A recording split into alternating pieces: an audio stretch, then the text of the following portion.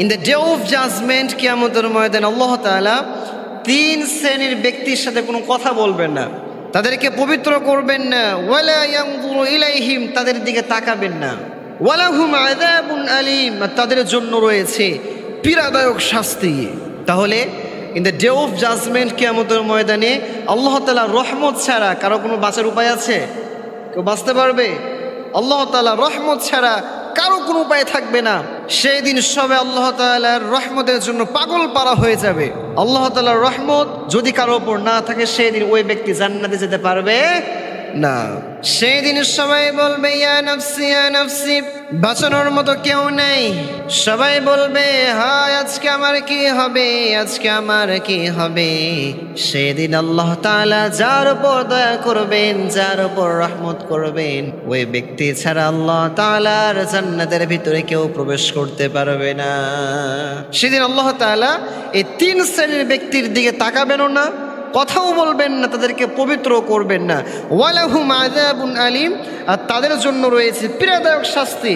Number 1, শাইখুন জানিন, বৃদ্ধ ব্যভিচারী।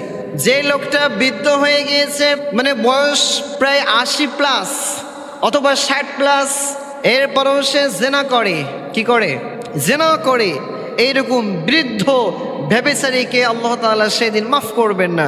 সেদিন তার দিকে তাকাবেন না, তার সাথে কথাও বলবেন না, তাকে পবিত্রও করবেন না। নাম্বার 2, মালিকুন কাজ্জাবুন, মিথ্যাবাদী শাসক।